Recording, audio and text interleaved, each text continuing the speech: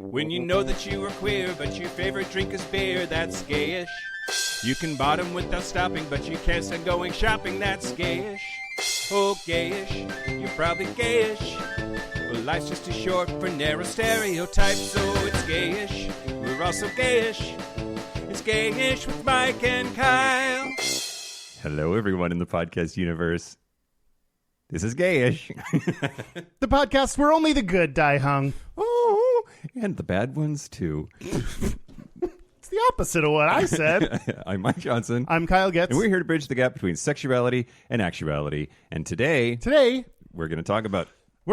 Tantra. Tantra? Tantra. Tantra? Tantra. You're sure? I heard him talking on other podcasts where he said Tantra. So yeah, but what does he know? It rhymes with comping. Great. Yeah. Yeah, we're going to talk about Tantra, but, and we're going to have a guest. Yes. Yeah. Tantra expert, local Seattle Tantra expert. But first. I wanted to mention we got a lot of nice feedback about the Demi episode. Boy, howdy. Is it just me or like a lot more than usual? Yeah, definitely more than usual. And far less of people telling us what our identities are than I thought, which that was cool. More people offering to help discuss or offering their own insights, but about themselves or trying to help, but not. But one thing I noticed a whole bunch, which is it's nice. People said, thank you for acknowledging asexual identities and aspec identities, which is very cool. That also it's shitty that we should get any kind of credit or praise for acknowledging it. That thank you for saying those things. Also, it's shitty that that's not the norm among the gay community. And as someone who has done that in the past with asexuality, because I just didn't understand it or know that I just didn't know. Yeah. I hopefully judgment-free space if anyone's listening and doesn't think they're real or know about them. They are. And just read a little bit. How did you feel when people told you weren't actually gay? Our community should be the best at, I don't understand this thing. Yeah. And let me just trust this person that it's a real thing. And so it was that was a mixed thing that I appreciated the people, but also our community needs to be better. Yeah, absolutely. And don't be the asexual version of have you tried just banging chicks, right? Yeah. That's all. Okay, awesome. Yeah, thanks for everybody. It was really nice. I feel loved based on the things that I've gotten from y'all. So that's awesome. First up, we do have an update on an ongoing story. Are we in the news segment yet? Well, no. Okay, so this is the thing. I don't know. Should updates go before or after the theme song? I know we covered it. I didn't write it down. Don't care. What do you want to do? Great. Yeah, now the news. Shut your mouth hole. It's time for your ear holes. News.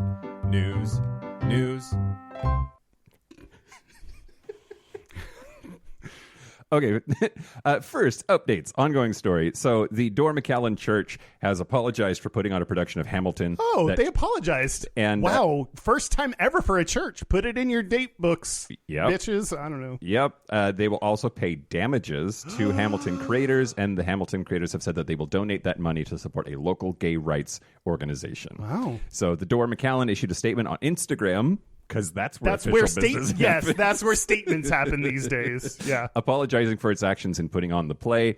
The church's pastor, Roman Gutierrez, personally apologized to Lin-Manuel Miranda and the people behind the Broadway musical for using its lyrics and dialogue and changing them without permission. Yeah, they said, we acknowledge there are lawful avenues to obtain a license to stage properties, which we did not pursue, and it is never permissible to alter an artistic work such as Hamilton without legal permission. In this day and age, in these troubled times, apologizing for homophobia, that's not enough. But God, we don't even see that anymore. Just, oops, sorry. Yeah. That again, so low of a bar that we've set for just existence in the United States, but that's a start. I think evidence-based, completely understandable reaction that they were going to try to make a First Amendment argument and say fuck you and not do anything about this. I'm glad that I was wrong. They didn't. And surprised that I was wrong. No, you are very 99% of cases would have been exactly what you said. So you were very right to expect that kind of response. Yeah. Okay. News the first. News the first? Yeah, this is news the first. That was an update. Okay. This is news the first. Okay. What? Nothing. No, now we need to be sad. So Okay. be sad. Okay. Boy, do I have that on lockdown. Yeah. Well, I really be you, Kyle. there are a lot of things that I can start a news story with that I think just immediately set a tone. So I'm going to try to do that this time. Okay. 4chan. Oh, fuck! I'm out. Bye. I'm leaving. I want to stop everything. Yeah. There's a coordinated effort on 4chan by anti-LGBTQ users to spam call the Trevor Project suicide hotline in order to prevent people from receiving services. Is that 4chan or is that other? I thought that was the other site created by the dude that created 4chan. According to the Daily Dot, the original thread appears to have been deleted, but was on 4chan, and it's unclear whether the original poster removed it from 4chan or if 4chan removed it from 4chan, which... When 4chan is like, ew, this is too much? Shit. Yeah, sorry, I asked about details. This is disgusting and horrifying. Absolutely, yeah. I mean, with the explicit goal of preventing fucking children from receiving life-saving suicide prevention. Yeah, they want even more directly, they want LGBT kids to die. Yeah. Yep. And the original post said, it was August 30th, said, we're declaring war on the sodomite groomers of the Trevor Project. God, start with the Republicans if you're looking for sodomite groomers. They don't care about truth, though. That's true. But yeah, so they should join Truth Social. I hear that's all about truth and it's social, right? Yeah. What could go wrong? What could go wrong? I can't. People are. It's hard to read this. One of the objectives is, quote, fuck up the queue so sodomites and fags commit suicide due to being unable to receive assistance, demoralize the therapist and fucks, achieve as much keks as possible. I don't know what that means, but I assume that they're bad. It's kek is law. Great. Waste as much of their resources as possible, and if possible, get some news posts on this. So I'm feeding right into their playbook. But anyway, yeah, the Trevor Project is responding and dealing with this as best they can. But at the end of the day, there's not much that you can do. If you have a toll-free hotline and a bunch of fucking dickbag shitholes call it, it's going to screw it up. Yeah, and how do you can't, how do you filter, how do you know who's acting in good faith and who's not? Yep. And if you make a mistake on the wrong side, then someone doesn't get the care that they need. Like, yeah. Yeah. Anyway, I hope I plan on following this story, but the Trevor Project said, quote, the act of attacking a crisis services line intended to prevent suicide among young people is egregious. Our crisis counselors work around the clock to be there for LGBTQ youth who feel like they have nowhere to turn, and it's harrowing that anybody would attempt to compromise our lifeline or encourage suicide. And I will, although this is a particularly very directly stated goal and seems out there and wild, there are plenty of schools where the Trevor Project is blocked. I know I've been following my home school district in Houston doing a lot of shitty things like banning books, and they block the Trevor Project. So I would like to think this is a rare extreme case. And how different is that than blocking this at a school? Yeah. And again, preventing people from accessing life-saving care because it is about gay stuff. Yep. So 4chan is not, while it is extreme, it's not as far away from some basic Republicans. Sure. Just your run-of-the-mill Republicans. Sure. Hashtag not all Republicans. I don't know. But like... Except kind of all Republicans. Anyway, yeah. Conservatives? I don't know. Yeah. Okay, news the second. Yeah. Jameela Jamil... Yeah, fuck, I followed this. Oh, fuck, yeah, let's do it. Is being slammed on social media for, quote, giving instructions to trans people on how to stop being misgendered. So on Friday, the presenter and actor accidentally described a non-binary social media user as a woman during a Twitter spat. But then instead of apologizing and correcting herself, she said, quote, I instantly corrected myself, but nobody reads your bios, people. Please include your pronouns and your name on here to prevent misunderstandings or offense if it's important to you. Obviously, sorry for making this innocent mistake, but if we don't do more to prevent this mistake, it will likely keep happening, which is bad for everyone. Put pronouns in your names. I've just done that with mine. It took 2 seconds. And it indeed says Jameela Jamil, rainbow emoji, she/her. She got that rainbow in there. All's forgiven. Hashtag queen. Hashtag vibin'. Read your apology. Yeah. If after the word sorry, anywhere after sorry, if there's the word but, Yeah. wrong. Stop. Do not pass go. You're not sorry. The act of apologizing, we're all guilty of this. When you apologize, people also feel the need to explain why it's not as bad that Sure. they did it. Sure. Don't include butts in your sorry. Yeah. Include the right kind of butts in your apology. Oh, yeah. You're talking about give up your ass to apologize? Spell butt. Yeah. You can fuck me when I'm sorry. That's one of the many ways you can apologize to your boyfriend. Okay. It's interesting because I'm slightly torn on this. I agree with everything that you said, but no, I'm kidding. You're not getting that. Yeah. I do think that it is sort of understandable. Like, just apologize and leave it at that. And it's sort of understandable that this kind of mistake would happen because I'm not reading everybody's bios before I gender them either. I am. Are you? Yes. Every Absolutely. time. Every time. If I'm putting someone's gender, I'm clicking on their bio, looking at their pronouns. It is 2 seconds. It is not hard. That, like, I interrupted you to, okay. No. Okay. I think that there are a lot of I don't know. I try to do the right thing, and there are a lot of times when just I'm firing and forgetting and not doing that due diligence, and I think that that's sort of, I don't know, human nature. Yeah, I mean, I've never heard a trans person be extremely militant about, like, everyone says it's the intent. If you are trying and make a mistake, that's fine, and then correct yourself and move on. Like, yeah. If you forget to do it once and you're in a rush and, you know, you make an assumption based on the profile picture, like, we do that shit, and apologize without a but. And but mostly, like, do what you can to make sure you're gendering someone correctly or using more generic pronouns or their name if you don't know and don't want to, you know, click on the bio. Yep. Yeah, well, Felix. I think you don't even have to click. I think you can just fucking hover over their name and their bio shows up. I don't think you even have to click. We're not going to test that now because I'll. Do you know how to? It's Twitter, Twitter.internet. I don't. Yeah, Twitter. The interwebs. You Google Alta Vista for Twitter, and then okay. Felix by plus Pride Fern said, "You are." Sorry, I just got lost in a tunnel. What just happened? This person on Twitter said, "You're putting the blame on the person you misgendered by saying they aren't presenting the information in a way that works best for you. If you want to be an ally, then own the blame fully yourself and take an extra second to check the bio." Yeah, I guess the space that I'm in is like, I understand the mistake, but not the response to it. Yeah. And I think that there are a lot of people who would not like get past the mistake part.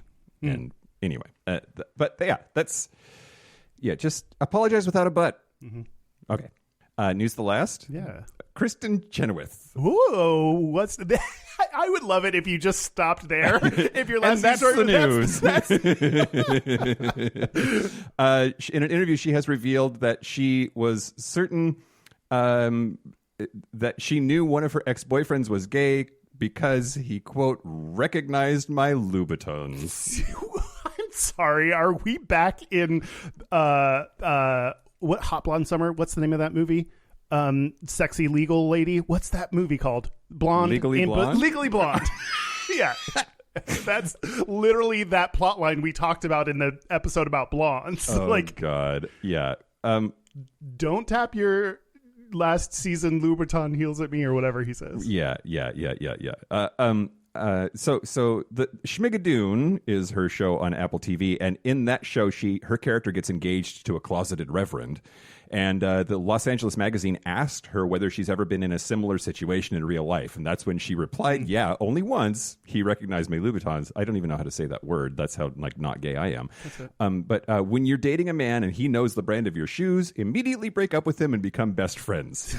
You know I love my gays. I just don't want to marry one. That's all. And what's interesting is... to dump someone and then have them become your best friend, all because he recognized the infamous red bottoms. Now that is iconic. She went on to say that when the rapture comes, the end of the world rapture, it will be sexy. Quote, we'll be sitting here and maybe we'll be eating Kit Kats or something, and all of a sudden I'll be lifted up into the air and everything I have on or whatever I was doing will be left. Yes, it's sexy. I'll leave behind my underwear and my socks. Now that's funny. Yeah. So the thing I don't understand, this is Pink News that I got this, synopsis from, and they end it with as if we couldn't love her even more. Oh, I find what she said kind of just super inappropriate. I don't know. I'm very torn about that whole thing. I don't think it's just like a fun thing. It's problematic and based on stereotypes that I don't know that she's earned the right to lean on. It's like one that's.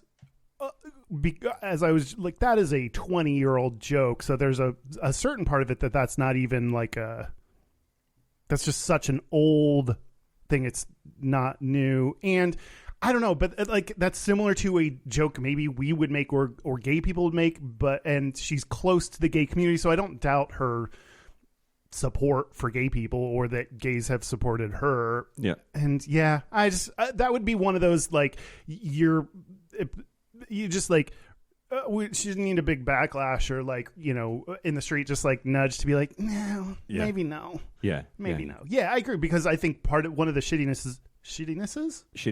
Sure. Yeah. About these stereotypes is then any straight man who does any of those things is like, fuck, now it kind of restricts even straight expression of who they are and what they like. Yeah. You should be able to know shoe brands. I have our favorite fags tag, Doug Ankoviak, loves shoes. Yeah, he does. And so gay. Definitely. Kristen. Yeah. Yeah. And theater gays don't at me. I trust that she's on board. I know that she loves gay people, has lots of gay friends. I feel good about everything I've said. I don't think she should have said that. Yeah, exactly. Anyway, that's the news. Speaking of people that would float up into heaven naked, I want to thank the following Patreon members. Oh, God. Mike Ellis. Hunter Irwin. Okay. Hunter. I think, is that what I've said is the hottest name? Yeah. It's up there. RJ Barajas. Okay. And most well-hung Johnson brother. Oh, yeah, I know that bitch. Good God. Thanks, Murph. Your brother. Yeah. That'd be funny if you signed up for Patreon so that I would have to say this about you. Yeah, he didn't actually say which one it is, so that could be any of your brothers, including you. Either of any of the two of them. Thank you for Patreon. If you want bonus episodes, content, ad-free episodes daily, go to patreon.com/Gayish podcast. Do it. Yeah. You want to talk about Tantra? It's hard in your mouth for you to even say the Tantra. Yeah. It's like comping. Ryan. I don't know why I also because this is not how I usually say it. I have to go Tantra. Right. I have to really lean into it. Do you know much about Tantra? God, I need to. No. I really don't. That's why I'm super excited that Joel's here to tell us about it and what it is and why we should care and Guests love it. You always do this. You're like, why are you? Care? Why do I care about you? Yep. Yeah.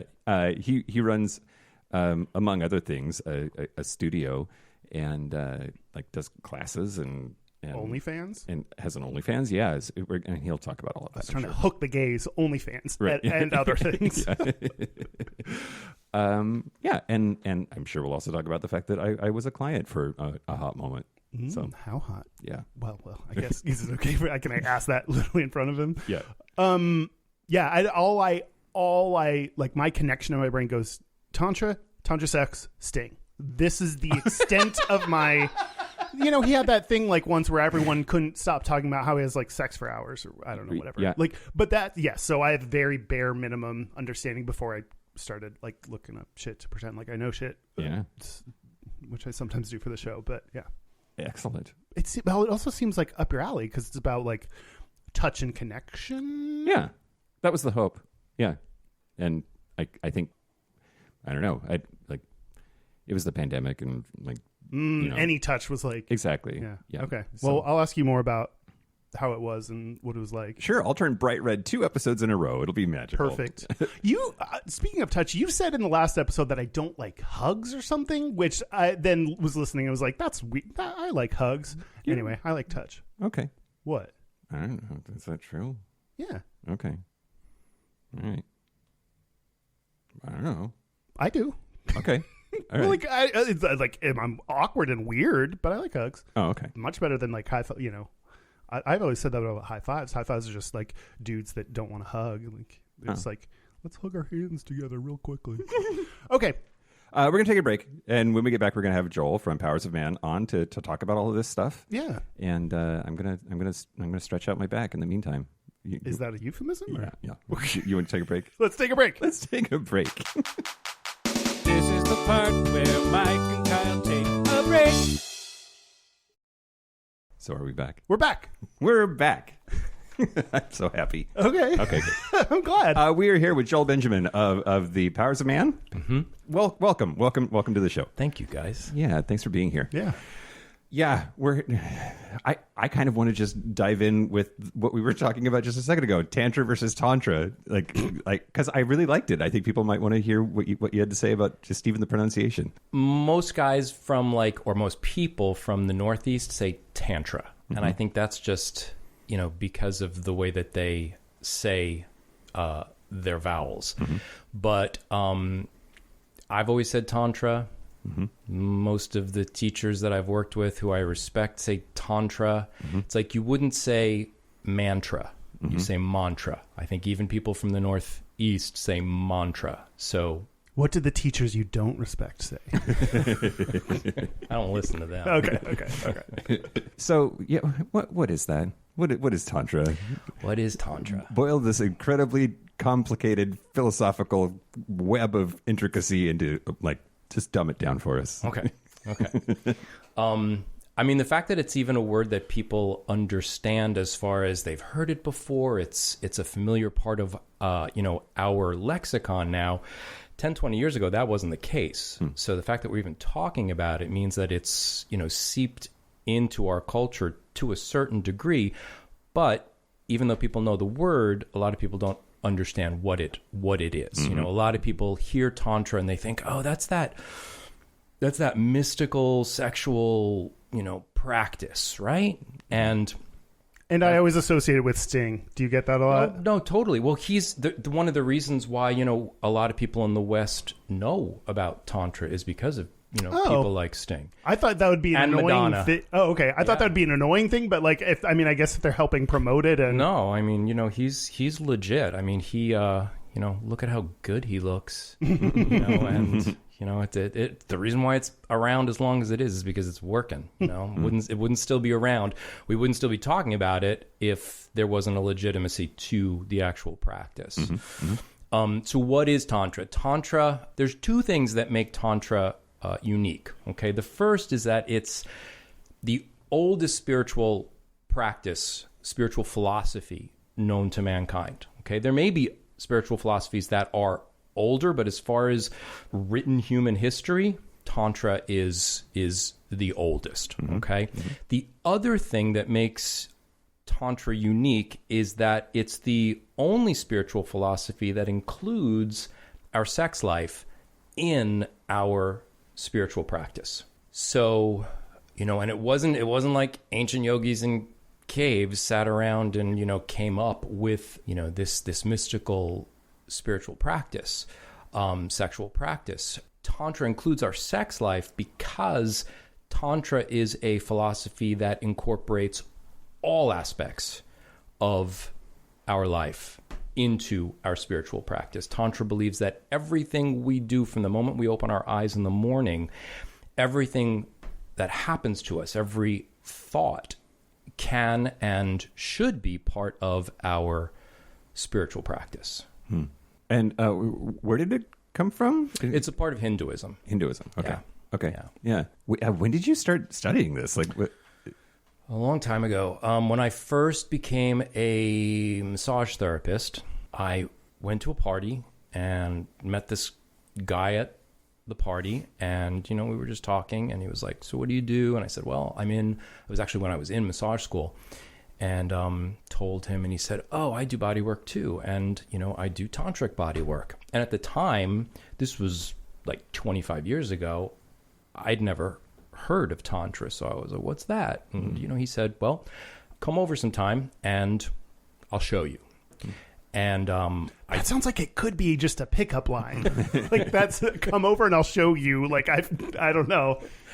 I mean, I did. I followed through. So, whatever his intention was, it worked. And it blew my mind, So it just opened my mind to, when you're in massage school, they drill into your head that there's certain parts of the human anatomy that you just detour around. And Dicks and butts, right? yeah, and even nipples, even on men, you don't go, you can work a dude's pecs, but you take a wide detour around his nipples. Damn shame. Yeah. And this massage was basically what I call a true full body massage. And it went against everything that I had been being taught, in my massage school. And at first I had an issue with it just because, it went against everything that I was being taught. But then after the session, I felt so good, and I felt so grounded, and I felt so addressed as a whole human being that it made me want to explore it more. I mean, just to I don't know if it's annoying how often it's like connected only and directly to sex, but like, are you talking about jerking off? Like what? Like that to me, when you say like addressed fully, you were just talking about not touching things like dicks. Like, is that what you're talking about? It's absolutely a part of it for sure. It's also teaching someone how to move energy by breathing. It's teaching someone what sexual energy is. We're not taught any of this in our culture. We as far as like sexual energy goes, we call it being horny. That's usually as deep as it goes for most people. And Tantra teaches us, gives us tools, gives us practices to understand that energy, to use that energy as opposed to that energy using us. So yes, it involves nipple work. It involves cock work, for sure. I did know the answer. I've seen your OnlyFans. I also know what our listeners want. Well, so when you start talking about this stuff, I think cultural taboos and shame bubble up pretty quickly, but especially depending on where you're from and what tradition you grew up in. So, like, where'd you grow up? Where are you from? What's your background like? I grew up in New York. I'm Jewish, so had plenty of shame, had plenty of guilt, gifted to me as a kid, just like all of us did. Everybody who grew up, in the West, got plenty of that. And, I think that was part of my resistance to when I was first introduced to Tantra, resisting it at first, and really having to check in with myself and be like, okay, what about this?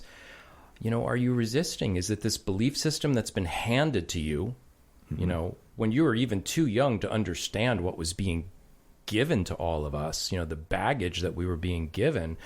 Or is this your reality, your experienced reality. I was going to ask you also. You identify as gay, is that right? Yes. Yeah. And Yes.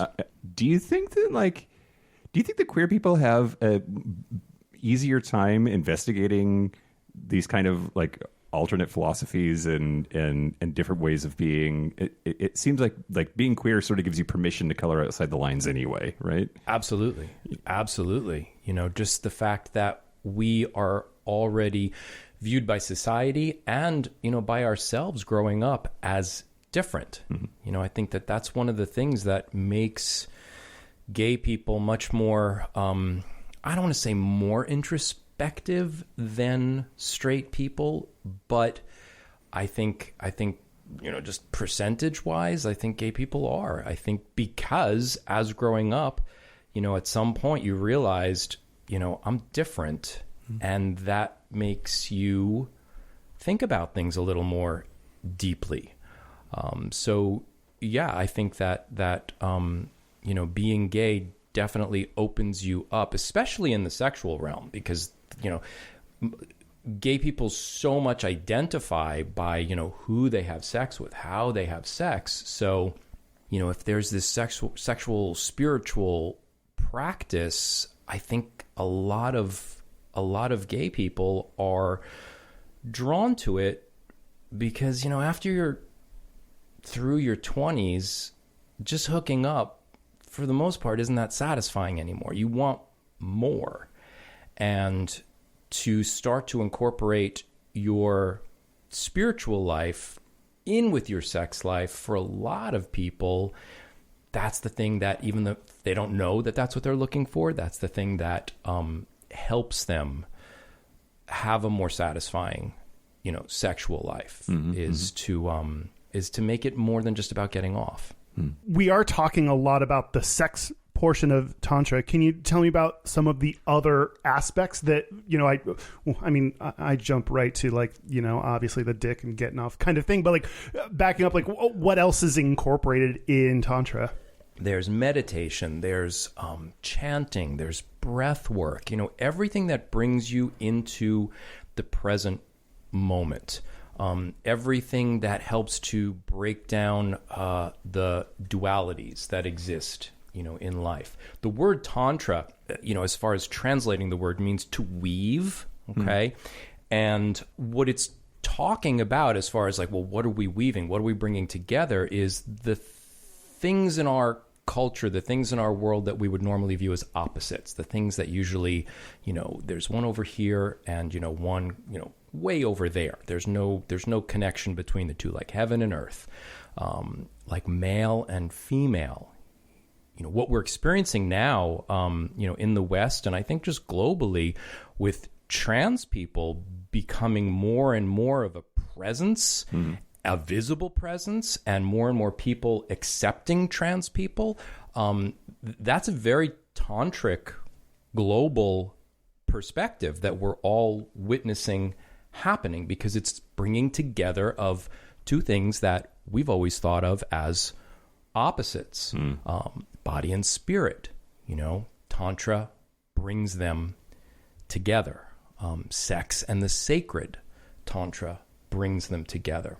So it is about much more than just sex, but sex is such a big part of everyone's life that if we can find a way to deepen our understanding of sexual energy and to have a better relationship with it, to treat it as what it is, which is sacred. It's the most powerful energy in the universe.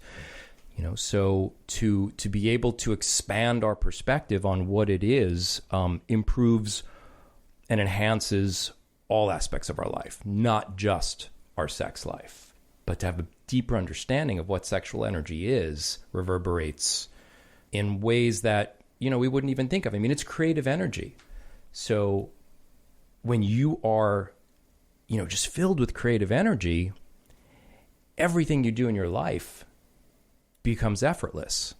Any creative project you're working on, getting up out of bed in the morning and feeling excited about the day, dealing with people, especially with people who, might frustrate you, all of those things become much easier when you yourself are filled with that energy, with life energy. So tell us a little bit about your practice. Like you've referenced your studio a couple of times. You have a space here in Seattle. What kind of stuff do you do there? Like what is your practice all about? I do several things there. I mean, my practice, as far as what I teach, I have a personal practice, and then what I teach. My studio is Yogasmith, and it's in Seattle. It's in the Georgetown neighborhood of Seattle. And at Yogasmith, I teach yoga classes.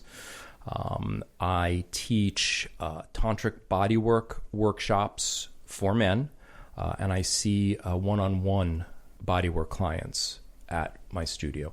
And I actually film when I'm not traveling to create content. I film a lot of my OnlyFans content at the studio because it's a beautiful space. As far as my personal practice, every morning I meditate. Every morning I chant. It resonates for no pun intended. It resonates with me. For years, I just did the standard meditation where you just close your eyes and follow your breath, and that's super effective. But as I got deeper and deeper into the practice, and was introduced to other forms of practice, because a lot of people think that's meditating. You sit down on the ground, you close your eyes, you follow your breath, and if you're not doing that, it doesn't count. Yeah. But I sit down every morning and I chant for about 45 minutes.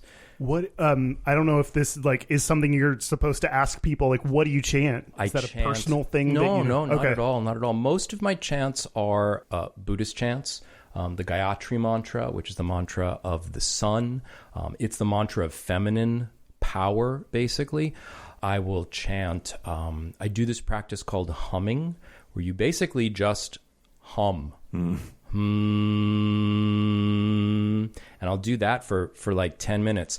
The whole intention is to generate energy. It's to generate vibe. You hum for 10 minutes? Mm-hmm. Yeah. Wow. You just hum. You pick a tone and you hum. It's when I describe this to people, or when before I'm going to lead a class in humming, I say, just imagine a cat purring. It's the same thing. It's like purring for humans. It's very self-soothing. So if I'm ever working with someone who has anxiety issues, or anger issues, I always tell them, when you feel yourself spiraling, just go be by yourself for 5 minutes and just hum. And it's amazingly comforting. It's amazing. And it's so simple.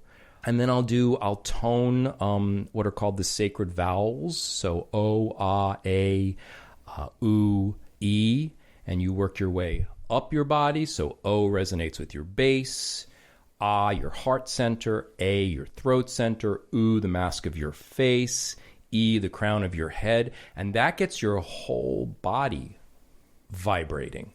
And I just found that having that as my morning practice is much more effective for me personally. It doesn't work for everybody, but for me personally, just kind of sets the tone for the whole day. Mm-hmm. Something I saw back to your Seattle physical space that you have. I read in The Stranger that you do or at least did cannabis friendly yoga classes. I've never heard that before. Is that? Where did that come from, and do you still do that? We don't still do it. The pandemic kind of stopped a lot of the classes like that that we did. It doesn't. We may bring it back, or I may bring it back. There's no we. But it was a lot of people like to do a couple of hits before they go to yoga. And so I'm just picturing myself smoking weed and then trying to do yoga, and I'd be and then just lay on the ground or so. I don't. Yeah, it's interesting. Yeah, and that's fine. If you had done it, before you came to class and you were the only one in the room that knew that you were stoned, you'd be self-conscious about that. But when you all sit in a circle before class, knowing that everybody else in the circle is elevated as well, it gives you permission to kind of do whatever you want on your mat. Yeah, you can follow the teacher, or you can spend half the class in child's pose or do half the class in shavasana. You could do your own thing on your mat. It frees you up when you know that you're not the only one in the class that's high. Yeah, elevated as like a classy way to say hi is my favorite thing that I've ever heard. on the postcards that we used to promote it, we called it elevated yoga. Yeah. Do you also partake, or you suffer for this? Yeah. Okay. Yeah. As the teacher, what I found is, like, I would do like half of the amount that I would normally do, like if I was going to smoke, because I want to be on the same wavelength as people in the class, but at the same time, I got to lead the class. So there has to be I have to remain, 1 foot in, the leadership role and not just kind of lose myself, in the whole thing. But I found that, yes, it is definitely better to be a little bit high than, if you're leading a cannabis class. This is where I have to put my daddy hat on and say, we are in Washington State where recreational marijuana is legal. Exactly. Please follow the laws in your place. Yeah. And this is where I have to say,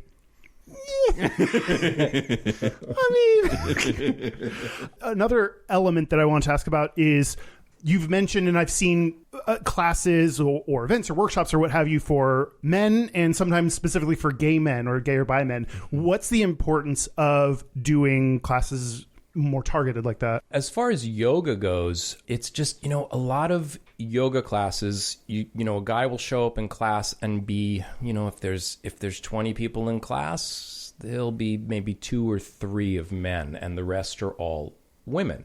And there's nothing wrong with that. Almost the majority of the yoga classes that I went to, throughout most of my yoga career has been the majority women.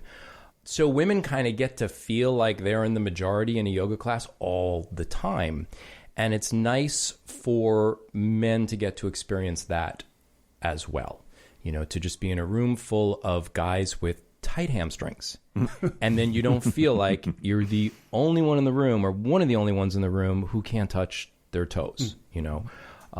There's also a camaraderie that happens when it's a room full of men, all focused on becoming better human beings. That's my approach to yoga. Is we don't do yoga to have a yoga body. That's a really nice benefit of doing yoga, but the practice, if you're really practicing it and focusing on yoga in all its glory, meaning, the meditation aspect, the breath work aspect, the philosophy aspect, in addition to the asana, the postures, when all of that is combined, then you're doing a practice that's going to help you become a better human being. And there's something very powerful of a room full of men all focused on that intention. Men don't get that, in our culture. I thought dudes did yoga just to be able to blow themselves eventually. That's one of those benefits. What's the name of that pose? The Marilyn Manson movie. Yeah.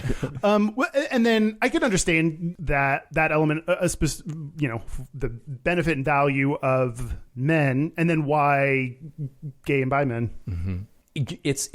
It's not just. My men's yoga classes are just men. It's not just gay or bi men. So I would say that my men's yoga classes are 3/4, gay and bi men, and 1/4 straight guys. It's just men. My tantric bodywork workshops, because, there's cock work involved, I would never turn away a straight guy who says, I'm curious about this, I'm married, to a woman, but I've always wanted to explore this. I wouldn't say no, but I kind of feel like it clues guys into, pretty specifically what to expect. You're going to be in a room full of predominantly gay men, and, you ideally are going to be comfortable with that. Mm-hmm.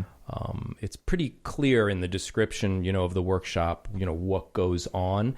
But over the years, and I, fortunately can count on probably 2 fingers how many times this happened, somebody just wasn't comfortable with it. Mm-hmm. So I try to be as clear as possible, that this is what's going to happen. So, be respectful of other people and, be respectful of yourself. If you don't think you're ready for it, then it's not the right time for you to sign up for it. Mm-hmm. Mm-hmm. Speaking of individuals' experience, oh, what? Yeah. I did a session with you during the pandemic, so it's weird to see you without a mask on. Oh, I thought you were going to say like with your shirt on. Or I don't know. Oh, well, you did. Well, it was a mask and nothing else, actually, if I recall correctly. Yeah, both of us. Yeah, I had a top who kept his mask on. We're being good. Yeah. Yeah. And actually, it was a what's the kind of mask? The mask that was really hard to get there for The N95. N95, yeah, real sexy mask. Yeah, but you gave me one, and then I used that instead of like my weird cloth mask, and then I hung onto it because they were kind of hard to come by. I had early on bought them for the studio just so that anybody who chose to practice there was at least you could be as safe as possible. Mike, are you talking about the mask to avoid talking about other things? No. Okay. No. No. Well, what was your experience like? I told you we're going to have Joel on the show, and it's going to be weird because we've jerked each other off before, and like, and there's more to it. We got that. No, we can move on. We got that audio. That's all I needed. I just needed that clip. No. Yeah. Have we ever had anyone else on the show you've jerked? Have we? This is a great question. We don't have to think about this now. I don't think so. I don't think so.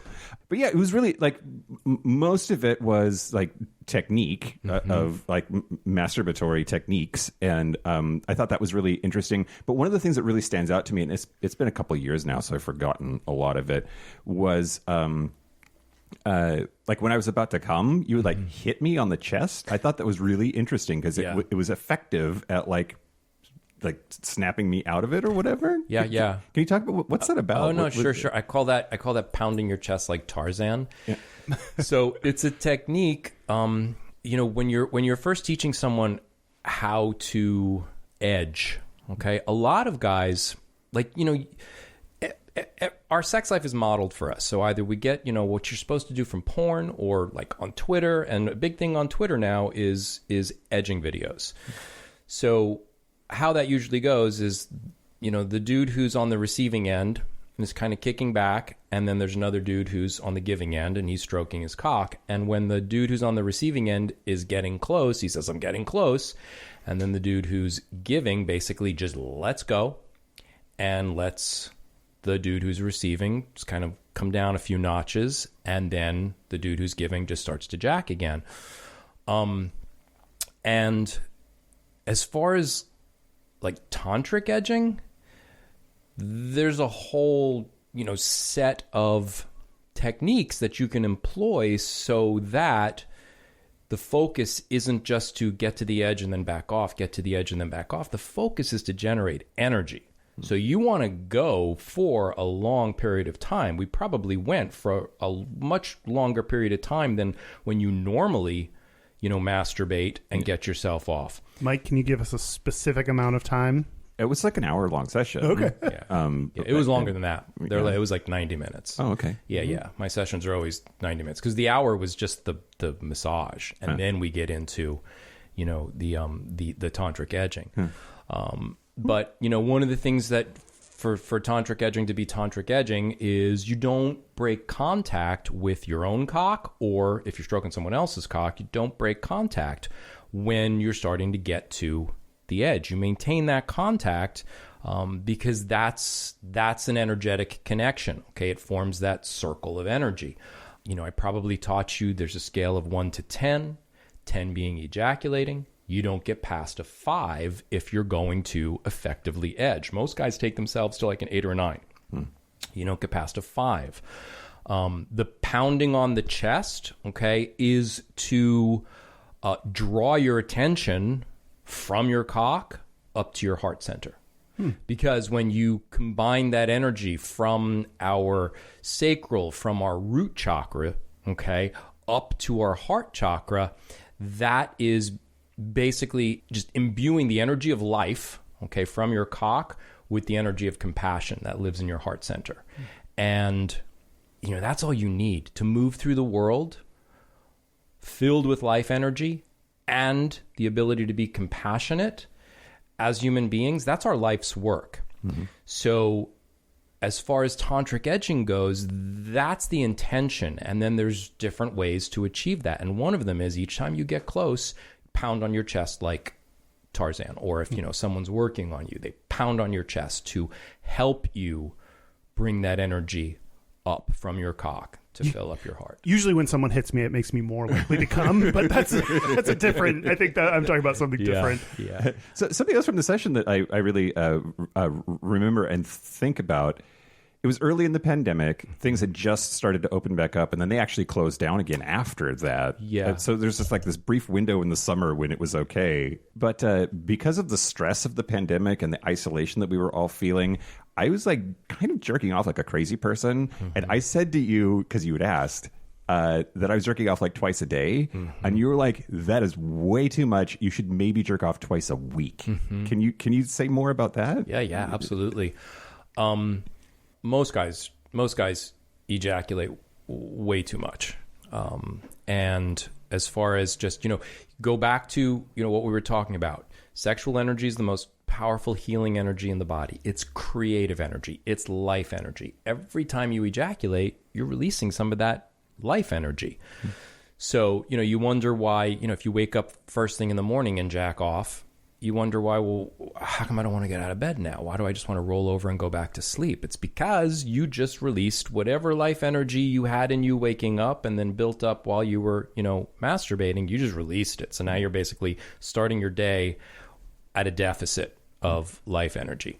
So usually what I tell guys is cut it in half. However many times you are ejaculating now, cut it in half and notice how much more energy you have, not just energy to, for your sex life, but just energy in general, energy to help you move through, your day and be a productive human being.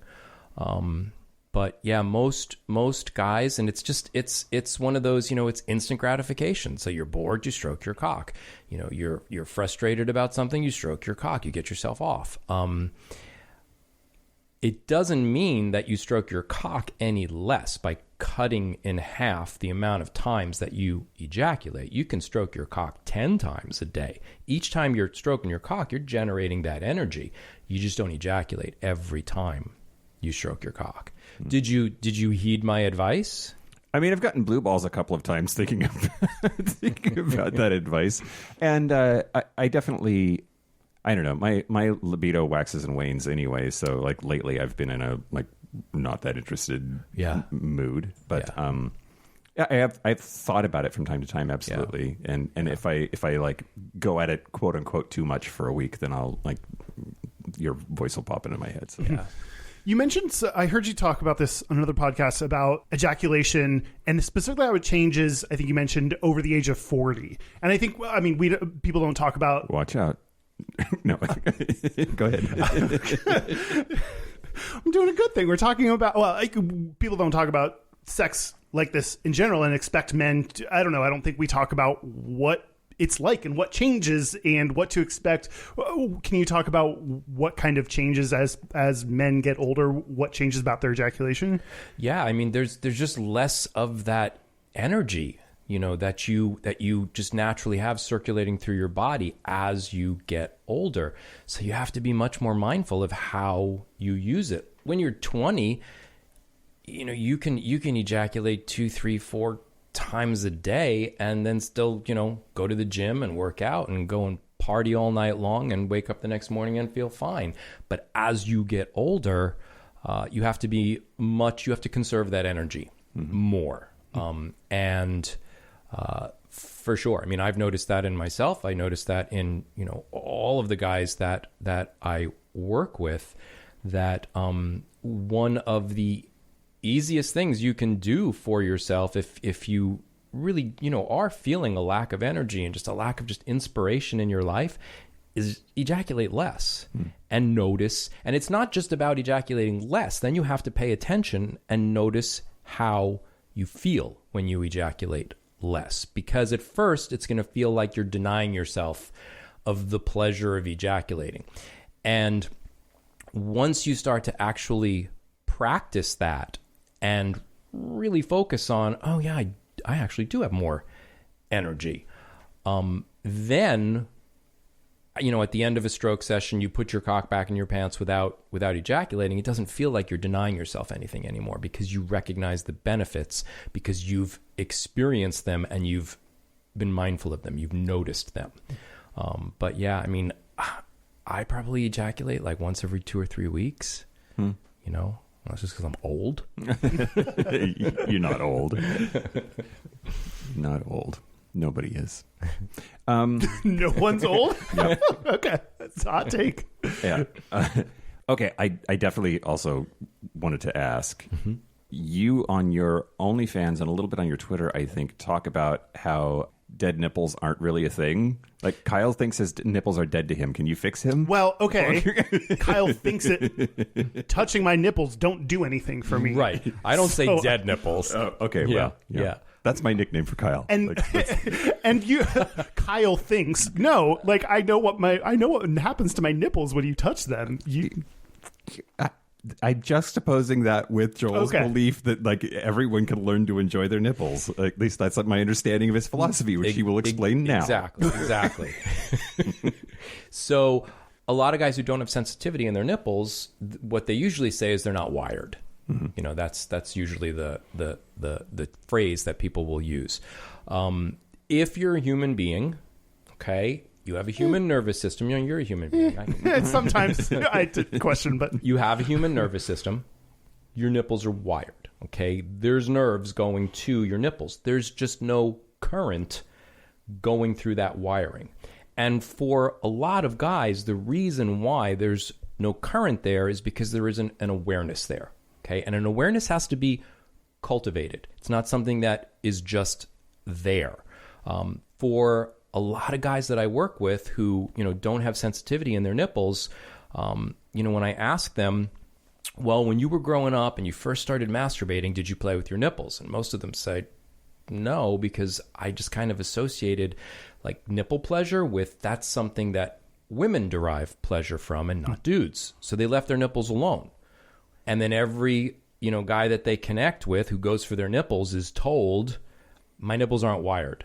So then every dude who went for their nipples basically leaves their nipples alone. So there's never been an awareness that's been brought to their nipples. And, with awareness comes sensation. So what I would say, and this is what I teach guys, is every time you masturbate, even if at first you feel nothing, work your nipples. Have that be part of the session. Light stuff, not pinching, not biting, because a lot of people will think, oh, if there's no sensation there, the more pressure, the more likely it is they're going to feel something. And that just blocks the energy. You want to work them really, really lightly, because what that does is it coaxes the energy and the awareness to the surface.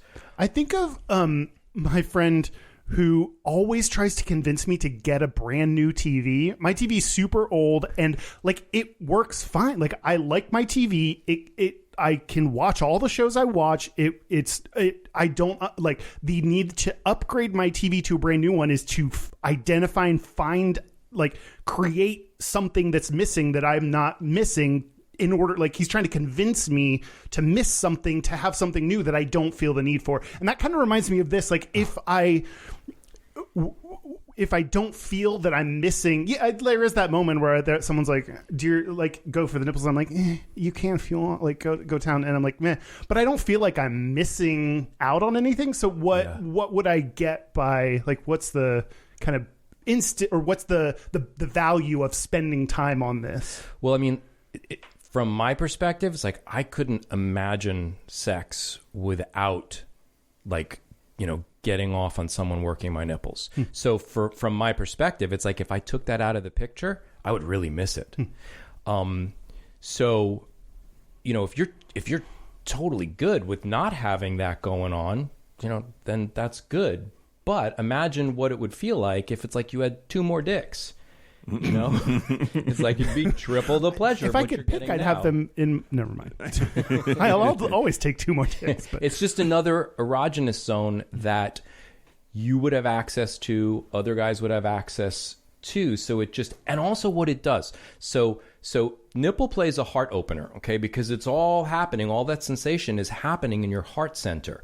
So as far as being able to draw the energy from your cock up your spine to fill up your heart center, nipple play and like to actually, feel something there is it makes it so much easier to start to form that connection between your cock and your heart, is if your nipples are, sensitive, basically. Yeah. Speaking of OnlyFans and nipples, what's it like working with Griffin Barrows? It's awesome. He's like one of my favorite porn stars right now. What? Yeah. He's a sweetheart. He really is. He was one of the so just like a little bit of backstory on my OnlyFans. When COVID shut everything down, I couldn't teach my workshops anymore. And, that's a big revenue source stream for my studio. And one of the younger guys in the bodywork group, like guys who've taken my workshop before, said to me, you should start an OnlyFans and you should make videos of the techniques that you teach us in the workshops. At that time, I didn't know what OnlyFans was. I was like, okay, you're going to have to hold my hand and get me started. And he did. And, I was just kind of plugging along with my OnlyFans and doing okay. Was supporting the studio during the pandemic. And then I collaborated with Griffin. And it was like, rocket fuel to my OnlyFans. To have that, just caliber. I mean, he's a big deal on OnlyFans, and deservedly so. I mean, he's super handsome and he's super genuine. What you see in his videos is who he is in real life. He's so charming and he's such a sweetheart to work with. So yeah, he's one of my favorites, and he's a good guy. So it's like, what you see in his content is who he is, and he's super into nipple play. So it was like the two of us just connected on that level right away. So it was an easy kind of, it's like, oh yeah, this is going to work really well. You talked about like what happened during COVID and pushing this during COVID. What about now, both COVID and monkeypox? How are you thinking about both of those in what you're doing? So with monkeypox, I mean, I stopped teaching the group tantric bodywork workshops in August. And I stopped them for August and September so that everybody who wants to participate has the chance to go get vaccinated for monkeypox. Because it has the potential to be, a super spreader event. It's a whole room full of dudes. I cut it off at 20 guys because I have 10 massage tables. So it's 20 guys, working each other from head to toe. If one of them, has monkeypox, has, the virus and doesn't know it, potentially it could spread through the whole group. Yeah. I've not seen that kind of attitude in a lot of gay men's sex focused events. I've seen a lot of events that still take place and are massive events that have still taken place. So that's interesting that, 20, you're right. Like all of that, you're right. But also not as big as other events that I've seen happen. No, for sure.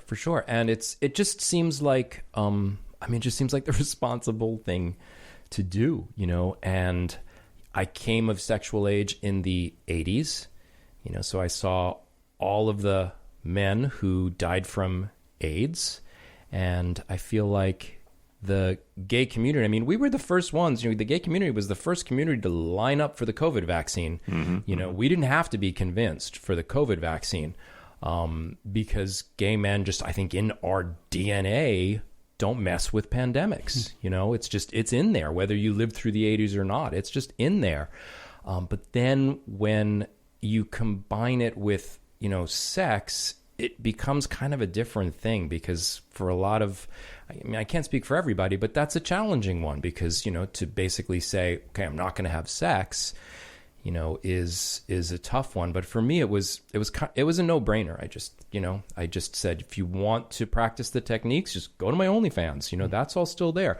I still see clients one-on-one, but, every client one-on-one, gets the, are you symptom-free? Have you been in contact with anyone who has had monkeypox in the past 21 days?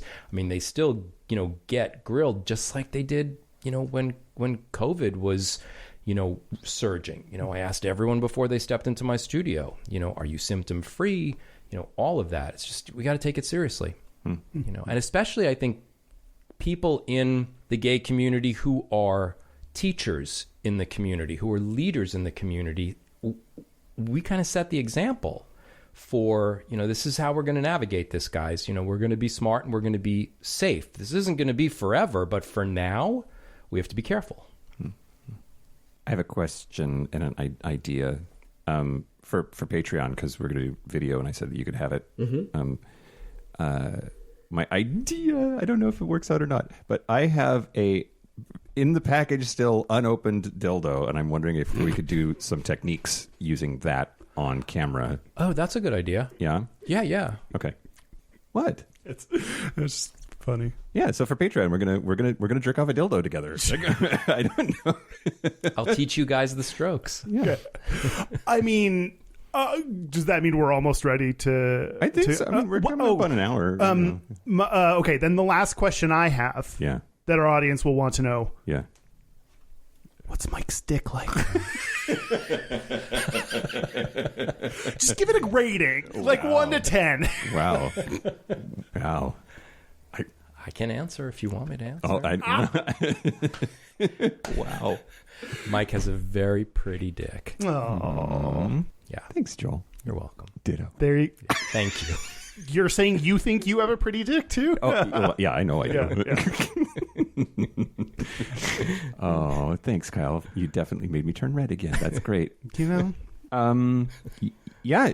So do we do it? Should we take a break? Let's take a break. Let's take a break. This is the part where Mike and Kyle take a break. So are we back? We're back. We are back. We're going to do our Gayest and Straightest. We're going to do our Gayest and Straightest. But first, Joel Benjamin, where can people find out more about you, what you're up to, who you are? Tell us all the things. Okay. You can, my website is powersofman.com. So it's powers, plural, of man.com. That website is being updated now. It's still a active website, but there's going to be even more good stuff on that website in the coming months. But that's a good place to start. Mm-hmm. My OnlyFans is Powers of Man 4, the number 4, life. So Powers of Man 4 life. My Justfor.fans is just Powers of Man. Mm-hmm. My Twitter is Powers of Man and the number 1, just numeral 1. And I'd say one of those places is a good place to start for sure. Okay. Awesome. Yeah. Well, our website is gayishpodcast.com. We are at powersofman.com. No, we're not. We are at Gayish Podcast on all your socials. Our hotline, you can send us text messages or leave us voicemails, is 5855-GAYISH. That's 585-542-9474. Standard rates apply. Our email is gayishpodcast@gmail.com. And our physical mailing address is Post Office Box 19882, Seattle, Washington, 98109.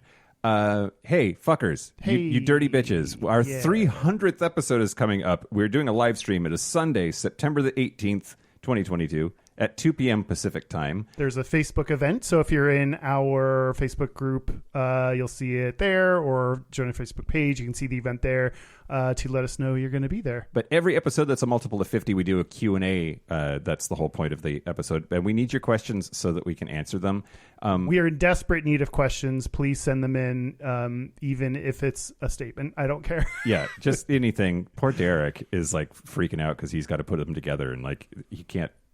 0 is not a lot. I mean, that was a lot less work, actually. Yeah.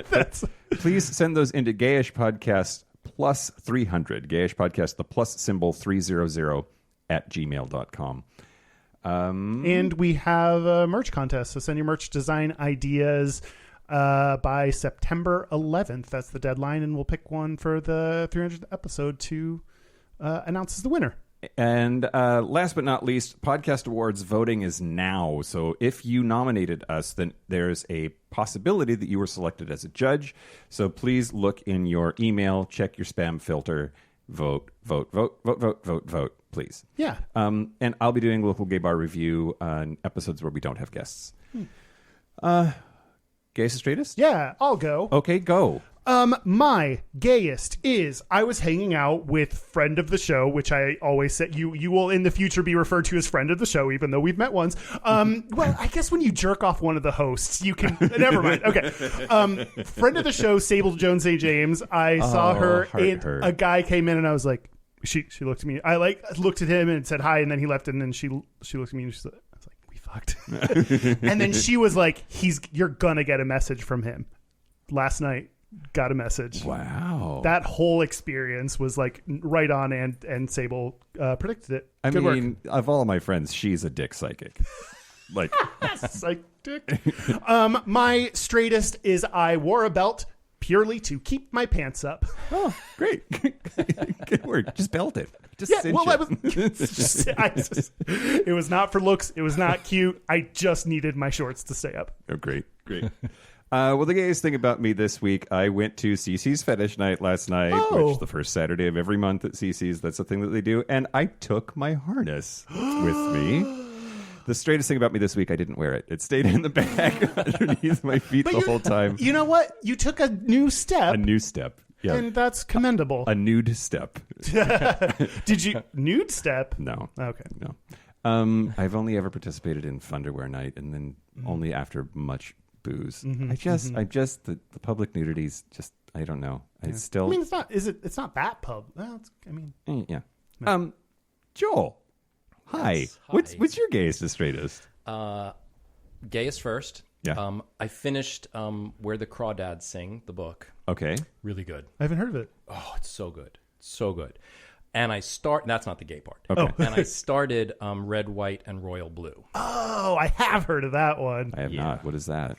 It's a friend of mine gave it to me for my birthday, and I guess it's like a big gay men are reading this book right now. It's just it's fiction, but it's about a first son. So the president's, and it's a female president of the United States, has a college-age son who falls in love with a English prince. Oh. And it's a comedy. It's a it's a gay love story. And it's really good. I mean, I just started it, and it's kind of fluff, but it's good. Yeah, good. So that's the gayest thing. Good. And the straightest thing is I trimmed my chest and my pubes. Oh, okay. In the 90s, that would have been really gay. Right. But now, I would say more straight men trim their body hair than gay men do. I think especially in the Seattle area, like the gay scene here is so like all natural everything, but like straight dudes are like, their ladies are like, you tame that. Totally. Yeah, we're like, let it all go. Is that our vibe in Seattle? Yeah. Seems to be. All right, easier for me. One less thing to do. Cross that off my checklist. Well, Joel, thank you so much for being on. We really appreciate it. Glad that this worked out. Me too. Thank you very much, you guys. That was a blast. Good. Also, thank you to the following Super Gap Bridgers: John Crowley, Stephen Porch, Yost Osel, Harry Shaw, Josh Copeland, Jonathan Montañez, Forrest Nail, Patrick Martin, Anonymous, James Barrows, Steve Douglas, Explosive Lasagna, Just Jamie, Kevin Henderson, Donald Linsky, Thomas B. Dusty Stanzay, Coleman, Chris Kajatorian, and Jerome York. We appreciate you more than edging with a friend. That is it. This has been Gayish from the Chris Cacciatore Studios. I'm Mike Johnson. I'm Kyle Getz. Until next week, be butch, be fabulous, be you. See ya. Be jerking it. Be a jerk. Bye.